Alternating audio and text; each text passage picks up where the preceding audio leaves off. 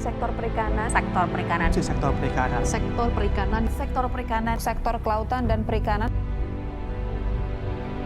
Sebesar apa sih sebenarnya potensi dari sektor perikanan di Indonesia? Kita tahu ya bahwa memang Indonesia ini negara kepulauan dan wilayah perairannya mencapai 68% dari total wilayah negara kita. Bisa kita bayangkan pemirsa berapa besar potensi dari perairan di Indonesia ini?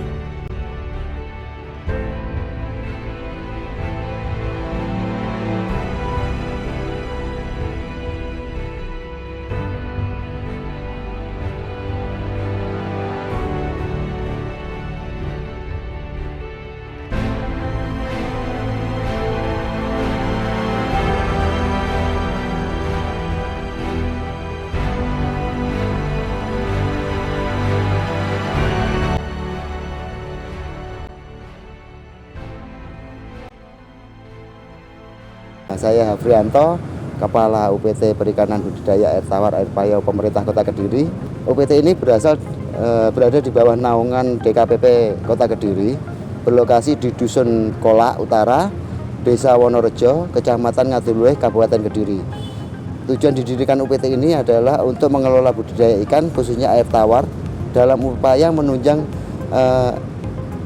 pendapatan asli daerah atau PAD. UPT ini memiliki 3 lokasi budidaya, yaitu yang pertama di UPT ini, yang kedua ada di kawasan budidaya ikan di Kelurahan Temporojo, yang ketiga ada di sebelah kantor penyuluh pertanian. Di UPT Perikanan ini memiliki tenaga kerja atau pegawai meliputi 1. Pengelola pengembangan budidaya dan pemasaran perikanan sebanyak 1 orang, yang kedua tenaga teknis perikanan sebanyak 1 orang, yang ketiga tenaga administrasi sebanyak 1 orang, yang keempat tenaga keamanan sebanyak 1 orang, dan yang terakhir tenaga kebersihan sebanyak 2 orang. Saya Chandra, staf dari UPT Perikanan Budidaya Air Tawar atau Payau Kota Kediri.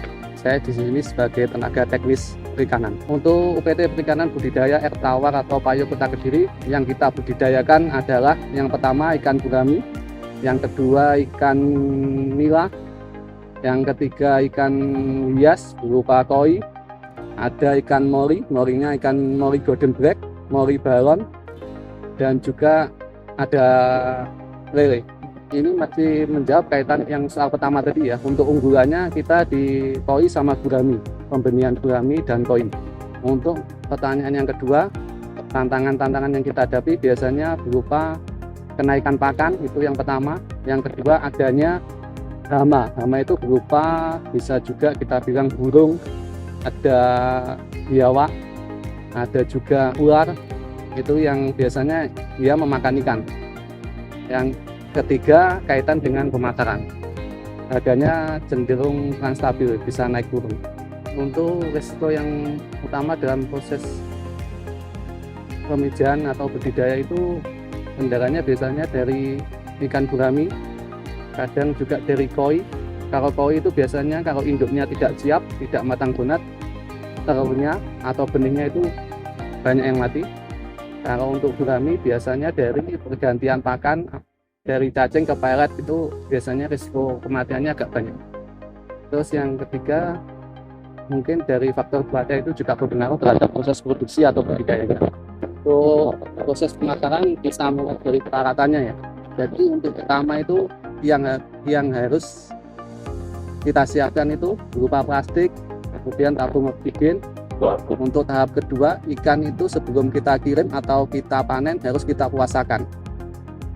Itu yang paling penting, puasanya minimal 1 hari, 2 hari tambah bagus. 2 hari biasanya untuk kiriman luar provinsi atau kiriman yang jarak jauh. Sebelum kita panen itu ikan kita seleksi sesuai dengan pesanan. Nanti setelah kita selesai, kita hitung sesuai dengan pesanan juga. Kemudian kita packing, usahakan kalau packing itu pagi, atau kalau nggak pagi mungkin sore sekalian. Kalau panas kan dia itu nggak kuat. Iya. Untuk selanjutnya untuk proses distribusi atau pengiriman, kita sudah melayani pengiriman mulai dari lokalan dari Kediri, Tulungagung, Blitar. Juga kita melayani kiriman dari Bali, kiriman dari Surabaya, Sidoarjo, dulu bahkan sekarang ikan hias itu kiriman ke luar Jawa, ke daerah Sumatera. kita petakan dulu ya. Untuk ikan gurami kita menyediakan benih, jadi kita jualnya benih bisa langsung ke budidaya pembesaran atau ke bakul bisa ke bakul atau tengkulak istilahnya ya. Untuk ikan hias berarti untuk ikan hias itu ke bakul juga sama ke penghobi ikan hias, misalkan koi ke penghobi yang suka koi. Kalau ke ikan hias balon, golden black bisa ke bakul atau ke penghobi yang suka dengan ikan balon atau golden black.